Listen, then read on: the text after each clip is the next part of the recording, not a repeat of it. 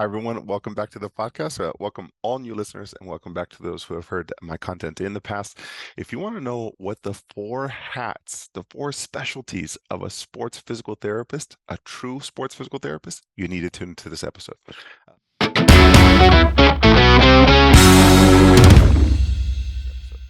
Before I go on to the podcast, what is new? What is better?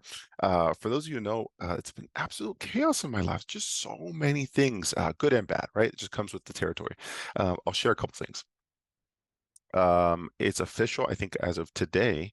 My wife just showed me the email. My wife just qualified for the CrossFit Open quarterfinals. And so they're now prepping, and she told me there's like 5 workouts and they all have to be done within like a 3-day period. So it's pretty intense. And so not bad for my I call her 21-year-old wife, but she's celebrating a big birthday this year. So good for her, and I'm so proud for her. My son, Zach, he's into jujitsu, which is I'm really, really excited. It's like the new thing for himself. He's really passionate and he's excited about the concept. So that makes me happy. He's finding something he enjoys. My daughter is still on ballet, and my son, Jacob, is just he's the boss in the house. He's truly the boss. So it's been good watching them. Myself, I'm back onto my fitness routine. I took gosh, it was about a month. It was a hard month for me personally, just a lot of things. And it was that month off, I really didn't train. I think I worked out three or four times in 28 days. And so it was really, really hard for me. But I'm back on it. Just the nature of the game. Here we go again. Back on it. So excited for that, and excited for my accelerator course this weekend. I just finished Kickstarter. I'm launching a new program. I'll tell you more about that. And yeah, so all is good. All right, on to this podcast. Why are we talking about the four hats now? And you can say the four specialties, whatever it is. And this came, why am I doing this podcast?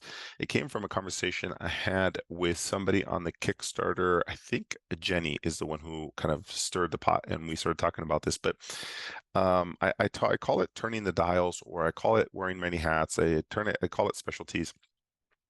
And I'll mention that plus something called a talent gap, and what that means for you as a sports PT and the patients and athletes you serve. And if you are lucky enough and you have a situation where you are mentoring other sports physical therapists, you need this framework, and it'll help you continue to thrive as a mentor and as a sports PT, and maintain a nice cushion of a talent gap.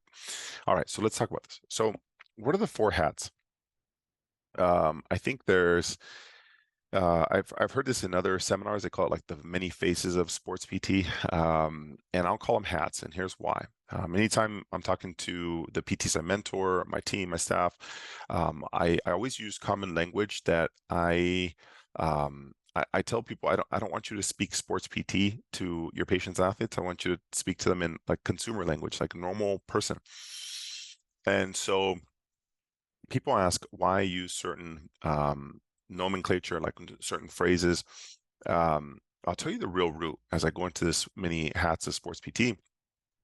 When I worked pro sports, and I did this for a lot of years, the first 3 years were really tough for me because it was a transition when I went from traditional ortho sport, like here's the number of visits you have, and all these other things, into a like true sports PT in a elite setting where there was no rules. You can see as many times as you want. You get to set the framework, and you go from like people think like, oh, that's so easy.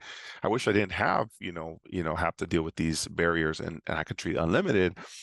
The problem is that there's a big talent gap in what you can provide at the elite level and what you can compete or deliver in a clinical setting, and they're very different worlds. And I found out the hard way when I entered pro sports. I was like, oh, let me just take this orthopedic approach and apply it to sports, and it didn't work. And here's a couple things why. I remember having an athlete who had a very particular ankle injury, and I remember them saying like, well, what should I do about it? And I was like, well, let me just see you again. My answer was, let me just treat you more. And I realized that that wasn't working.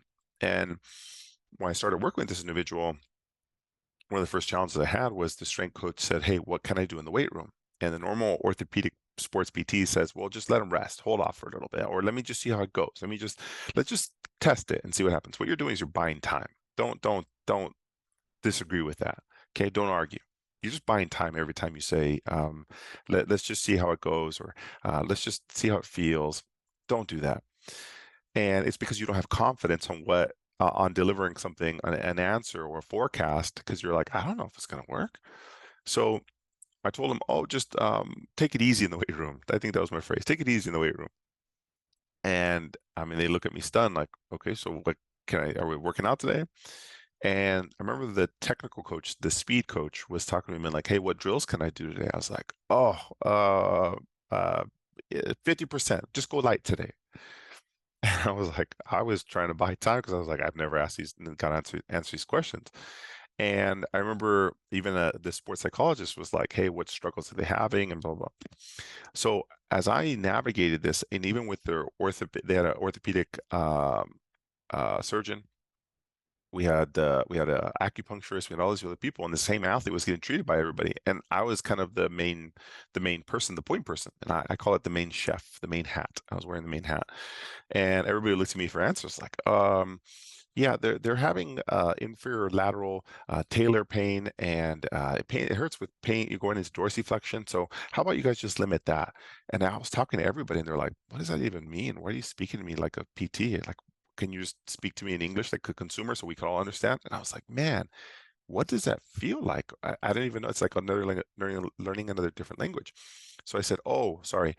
As I got better, I was like, hey, listen, they can't have full squats. I basically don't want their shin and their toes to come together very closely. So I don't want full squats. They can do partial squats. They can do lunges, watch that rear leg. In practice, nothing coming out of the block because that requires out of dorsiflexion. They can hit high speeds. I have no problems with that. I want no wall drills. I want no blah, blah, blah. And sports psych, here's kind of my barriers.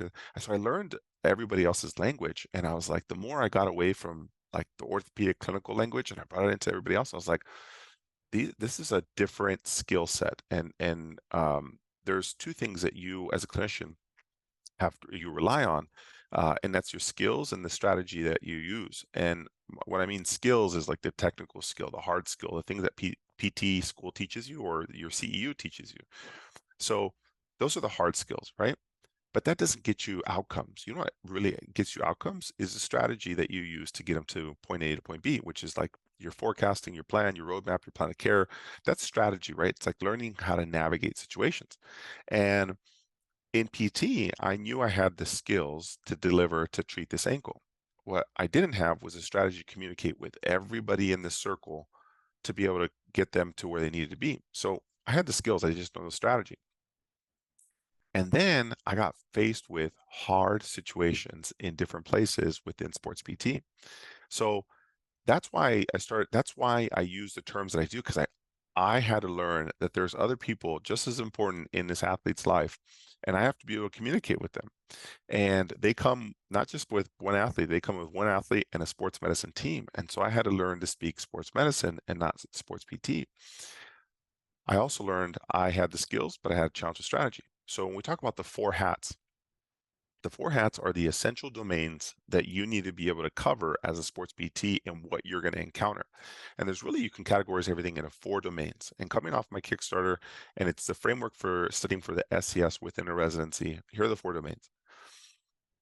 You need to understand acute injury management, meaning on the field, sidelines, fresh ankle sprain, a fresh herniated disc, something in the acute injury phases. So whether that's in the basically you don't want anything in the remodeling phase. You want can it be in the inflammatory phase or proliferative, and can you manage that and effectively and get somebody back to sport fast? So acute injury management is very different. It is almost the opposite of orthopedic care. And then you get the ortho sport, like in clinic, the normal rehab with the fancy exercise and everything else. So in clinic rehab with ortho sports, that's like post-op care. That's like chronic pain. That's the easy stuff. That's weeks. If you're looking at an injury, acute injury management from 0 to 4 weeks. That's where, like, can you treat somebody in 0 to 4 weeks from 0 to 4 weeks? So early post-op, but non-traumatic. So an acute injury. And then from 4 weeks to 16 weeks is normal orthopedic sports PT. That's where like all CEU courses are. That's all education. That's everything that's on Instagram or YouTube. Now that's sexy, that's very attractive to people, but there's other domains you have to be able to wear all the hats. You got to wear the acute injury management PT hat. You got to wear the orthopedic sports PT hat. Then you have to wear another hat within strength and conditioning. Can you transition somebody into the weight room? And once they're in the weight room, can you adjust parameters to match what their profile is or their neuromuscular demand is required, whether they're off season, preseason, or in season, or postseason?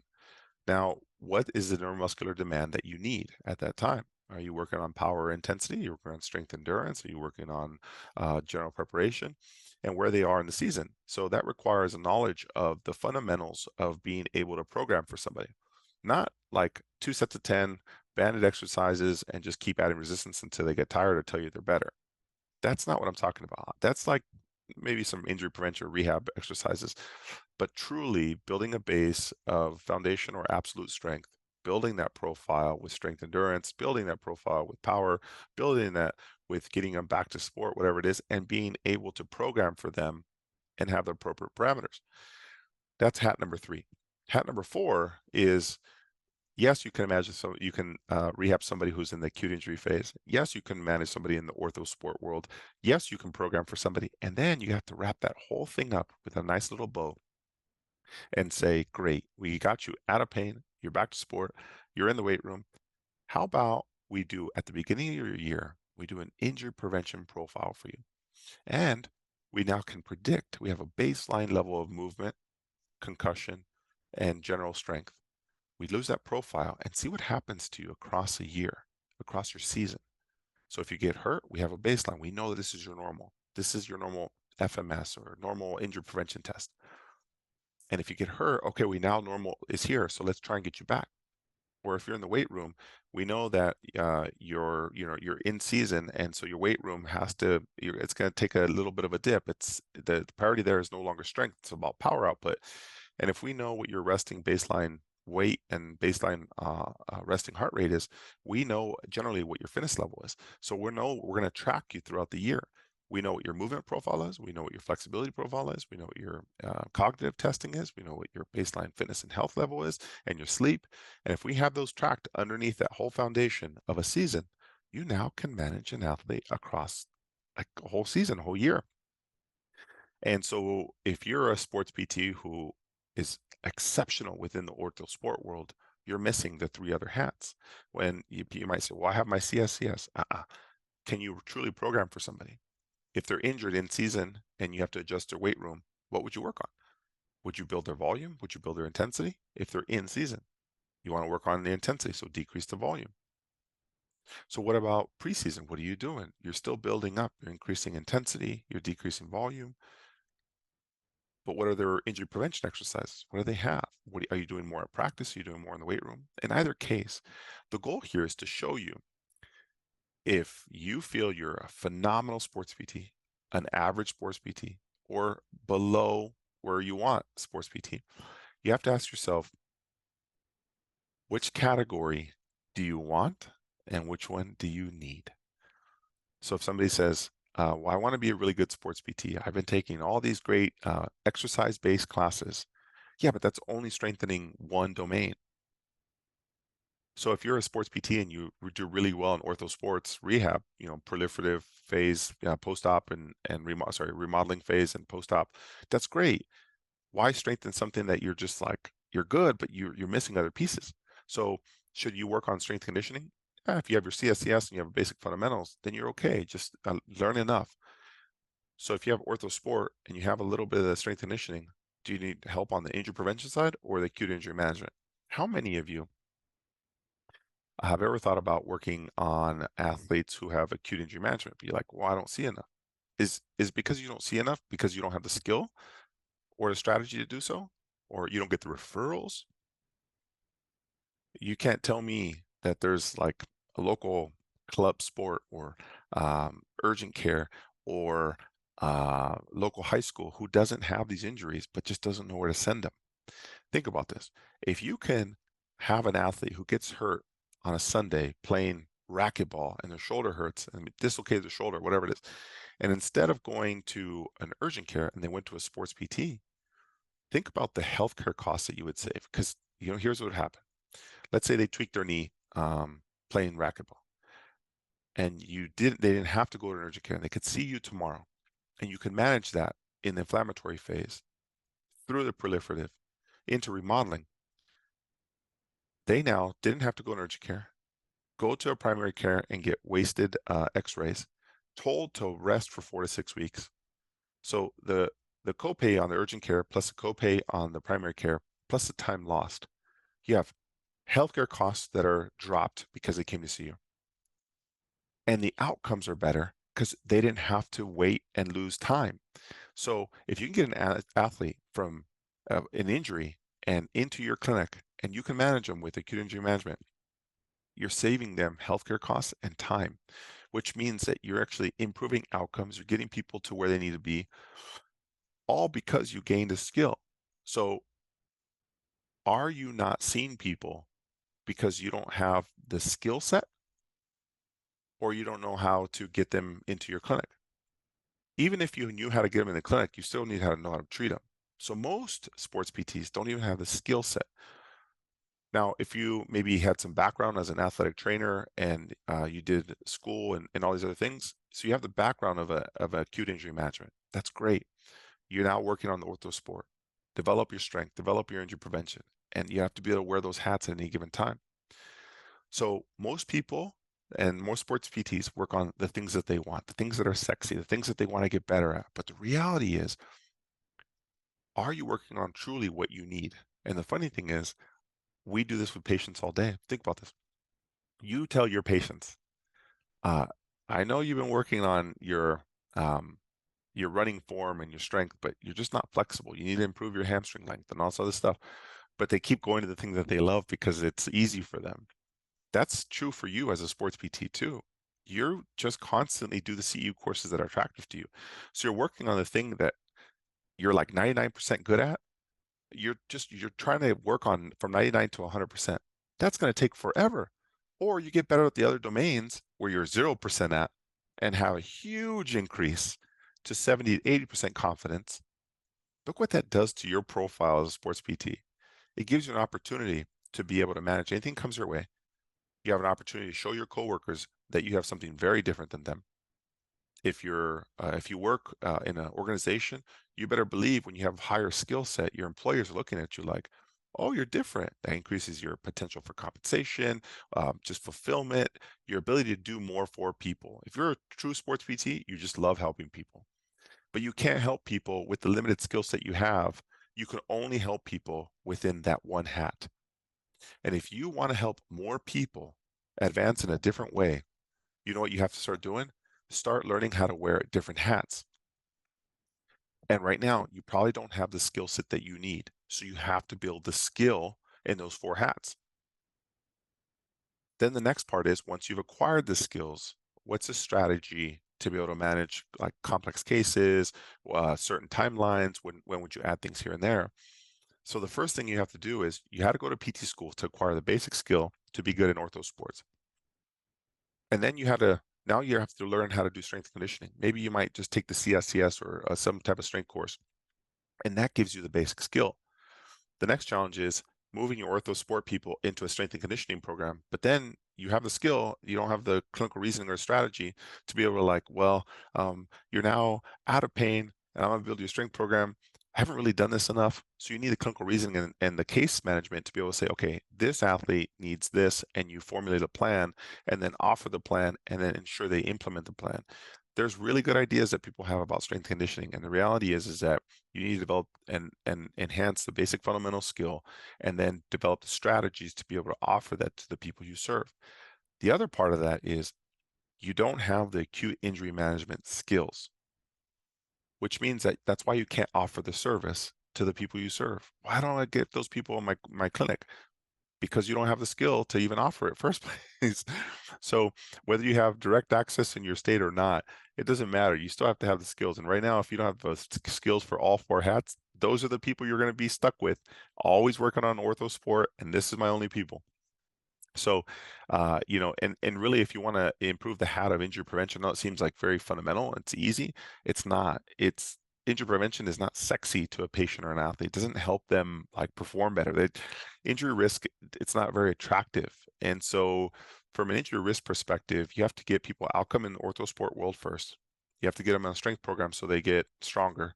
And once they're in the strength phase, you can understand, okay, great, we're going to keep you here, and this is how you're going to do it. We're going to reassess you before you go back into your next event, your next sport, your next season. And this is what it's going to do. We're going to build a profile for you to ensure that you are successful. So when you can do all four hats, think about this. You're like unstoppable as a clinician, whether it's an ankle sprain over the weekend, whether it's a post-op knee meniscectomy or ACL, whether it's a high schooler with shin splints, and you got them through the season, and now you're like, the only way we're going to get you faster is we add more strength onto you. In the off season or postseason, we're going to add a base level of strength for 6 to 8 weeks. We're going to build your strength endurance. We'll get you on the plyometrics so that you're ready for the next season. That to an athlete that's great. Now you're building them more resilient. You're actually having a bigger impact on the patients and athletes you serve. And that's truly how you can make the best relationship and the best opportunity for an athlete. Our profession, think about this. This is a hard thing for me to tolerate. Our profession advocates for like we're movement specialists, right? But movement only fits within the ortho sport world. You can't do movement with a fresh ankle sprain on the field. They can care less about their Trendelenburg or whatever it is. They just want to get back to sport. So movement is less important on the acute injury management phase on the field when you have blood in front of you, whatever it is. They don't care about moving. They care about surviving, getting off the freaking field. That's acute injury management. Strength and conditioning, sure, you get some movement, but you rely too much on movement, you won't be able to load them. The whole goal is you can build more resilient, stronger athletes. And if you're focusing on movement, you'll never be able to load them to their capacity. So you have to have some blend. So movement fits for the ortho sport world. I get that. In the normal proliferative remodeling phase from weeks 4 to 16 makes sense. But in order for you to be successful in the other domains, and injury prevention movement is great because you have to assess it. But what I'm saying is, in season, an athlete gets hurt on the field and you have to get them back to sport or back in the weight room fast. Movement is less of a priority. It's about speed, timelines, and managing the case with good strategy. And if you don't have that strategy, guess what? You're the let's see how it goes PT. Let's just rest it right now. Let's just see how it goes. Yeah. 4 weeks. Yeah, I think we did a great job today. Let's just see how it goes in your next visit. No forecasting, no plan, and you just take it day by day. If you want to live in that world, that's great. You can be that ortho sports PT who feels they're a great sports PT but can't manage an athlete. Their only hat they can wear is here. And so if you really want to be a sports PT and cover the whole domain where you're monitoring them with an injury prevention program at the start of the year, you're monitoring them with pain during ortho sport domain, you work on their weight room, develop a profile for them, strength conditioning program, 1 hour, 3 times a week, design it for the first 6 to 8 week block, have a deload week, have multiple mesocycles in there, and manage an acute injury should it happen. And now you can kind of just wear different hats. So when I say I use common language, the language I will have is if an athlete or if a PT is asking me a question, they're like, hey, I got a case study for you. What would you do on this? Okay, great. I need to know what hats are you wearing? That's my question. What hat are you wearing? Well, they have an orthopedic surgeon and it's a high school kid who has an athletic trainer. Okay, so you're not managing an acute. Okay. Who manages the strength conditioning profile? Nobody.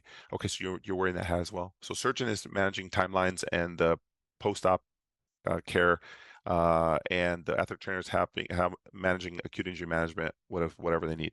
So you're wearing the ortho sport world, got it. And then you're also managing the strength conditioning, got it. Are you getting them to an injury prevention program? Yeah, that'll happen in 3 months. Got it. So you're wearing 3 hats right now. Sounds good. I appreciate that. Now I can answer your question with better context. But the question that most sports PTs come is like, hey, what exercise should I do for this? This knee pain is just not getting better. I have this patient with knee pain. It's just not getting better. Yeah, because you're not monitoring their strength program on the background and you can't program for them. So they're doing CrossFit Orange Theory. How about you adjust those variables? How about you improve their sleep and nutrition to be a little bit more resilient? And then you have to have acute injury management because you have to be able to know if they're in the inflammatory phase, they don't respond the same if they're in a remodeling phase. So you're just trying to apply sports PT, ortho sports PT into every hat. It doesn't work that way. What it works better with is which one am I serving and what's the timeline that I'm working with? What is the domain that I'm working with? Am I working in the inflammatory phase, proliferative phase, remodeling phase? Am I working on strength and conditioning profile? So somebody says, hey, I have knee pain. Great. Where are you at in season? How far do I have? How much time do I have before you have to go to sport? And who else are you working with? So that way I can adjust how much to push and pull. I have nobody I'm working with and I have 3 weeks. Great. I'm wearing all 4 hats. I know my timeline is this. I know I'm in the inflammatory phase. I can't adjust too many things on their strength. I maybe have to adjust their volume. You can still keep your intensity high. And what are you looking for? I'm looking for direction on what I should and shouldn't do. Perfect. The last thing I'm going to ask is like what exercises we're going to do. It's like irrelevant if you understand the entire profile and map, because once you can understand the map, you can adjust here and there. The exercises become irrelevant once you understand the full context of an athlete's return to sport profile, an athlete's season. The exercise is the last piece, it's the icing on the cake. And the opposite is true with most ortho sports PTs. They choose the exercise to address the problem versus creating an entire profile and understanding who's wearing what hat, what's the roadmap, how long do I have, what season are we in, what are you doing at work, what do you do in your ADLs. Here's the parameters I would set based on being in season. I would do 2 to 3 sets at 90 to 93% intensity, but I'm going to bring your volume down. And I'm also going to work on a couple other strengthening exercises, endurance exercises, and then your rehab exercises are like 2 or 3 using the same parameters. If for you, like, it's a different way to approach an athlete versus don't look at the impairment to drive your exercise. Use the framework with the parameters and percentages of where they are in season and select an exercise that supports all of that. But here's a caveat. You have to understand, you got to be able to wear all 4 hats.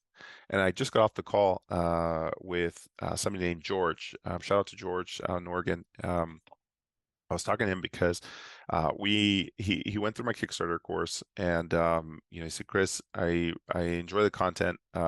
It's helping me understand how to treat people differently, where I can look at somebody's kind of end goal and work backwards. And he's taken my accelerator course this weekend, and the whole goal has been to be able to help him serve his community. And what he's realizing is that he is now able to help athletes, not just within the ortho sport world, but also if they come in with a fresh injury. And that's scary to most people. And being able to have that confidence and say, don't worry, I understand, we can do that, versus let's just take it easy. The take it easy approach, man, that's a not so confident sports physical therapist. The let's see how it goes and take it easy. If you find yourself stuck in that, it's probably because you don't have the skills in all 4 of those domains. You rely on your one skill to hopefully apply to the others. That's how the let's see how it goes or take it easy approaches. So if you're looking to develop skills in the acute injury management, strength conditioning, injury prevention, there are so many resources, but the resources you go to, they're all going to be focused on skills. You need clinical reasoning on top of that. So that's why I created it. He asked, why did you create some of these courses? Why are you taking this approach? I learned it honestly just from working strength pro sports. That was like my domain. I learned the strategies. I got to be able to speak athlete and not just sports PT, be able to help all domains throughout the career. And I would have every day. I remember one day at work, I had a fresh ankle sprain. I had a chronic shoulder pain. I had a liver laceration from trauma. That same day, I had vertigo, dizziness, and then also had to pop a big old pimple boil on somebody's back, all in one day. And the difference is I had to be able to manage all of those with confidence. I can't say take it easy on any of those. Hey, Miss Liver Laceration, let's just take it easy. Let's just see how it goes. No, you're going to hit the ground running, lock them in, make sure they're stable, get their vitals, send them out. Then you're going to go to the table and be like, oh, this is easy. Yeah, just ankle pumps and all this other stuff, post-op ankle, whatever it is. And then you have to learn dermatology. You have to learn all these other things and being able to manage at any given time with confidence. So if you're a sports PT, you're in for a ride. It's a fun ride, people to hit all these domains. But I think most people don't attack these domains because it's not what they need. It's also because they don't have the skill set to be able to offer this. And that's the difference. And so I create all my courses just so I can attack that. Like I don't think you have to do a sports residency. I don't think you have to have your SCS because an SCS is not going to help you with this. You still need strategy. An SCS will give you skill set, basic test taking skill set to be able to like attack it, but you still need clinical application. Your clinical reasoning on a test, great, but you need clinical application. So I designed all my courses so I can have clinical skill set, strategy, and clinical application amongst all four hats. That's why I truly did it. That's why I did all my courses. So I just finished the Kickstarter, which kind of just separately gives all four domains in a very, very quick timeline, 8 weeks. I built my accelerator, which I'm having this weekend. I hope to see some of you guys there, to work on acute energy management, developing the skill set and the clinical reasoning. I built my strength and conditioning summit to attack the strength conditioning. How do you program for an athlete in any given time? That's why I did it. And the next question became that I had with George and everybody else on the Kickstarter, how do you really put that all together? And that's why I created my academy, my Sports PT Academy, where I meet with my Sports PT mentorship program. This is where I meet with all the sports PTs monthly. I go through case studies. I'll bring educational content. So that way all four domains are hit and I can answer and develop clinical reasoning and strategy with people. That's why I built my academy, one level up to be able to say, great, show me what you have. Go work through the case study. What's the logic? Why are you doing that? Be more aggressive. Hold off here. And I don't want to talk about exercises. I don't want to talk about exercise. I want to talk about outcomes and truly what it means to get an athlete from day one of injury all the way back to sport. And you can do that seamlessly on paper first and then make it happen. It's not easy. It's not easy. So that's why I design all my courses. For those of you interested in the academy, there's more information being launched whenever you listen to this. This is March of 2023. So whenever you listen to this, I have multiple courses to be able to develop your skill set and your clinical reasoning, which is very, very tough to develop in a CEU course. And then lastly, I have my academy to really put that all together. It's skill, it's clinical application, it's reasoning, it's strategy, all the above. And it's for the right sports physical therapist who's interested in wearing all four of those hats. And if that's of interest to you, let me know. Send me a message, Dr. Chris at drchrisgarcia.com. Take any of the courses, just stick around, be part of it, understand we have that whole profile. And once you can do that, you'll really be a sports PT who can handle it all. So I hope that helps wherever you are on your journey, professional journey. And I'm excited to see you along the way. Shout out to George, shout out to Jenny, to everybody who took my Kickstarter course and taking it on to that next level. I'm excited to help. So hope you guys are well and staying healthy and crushing it. All right, take care.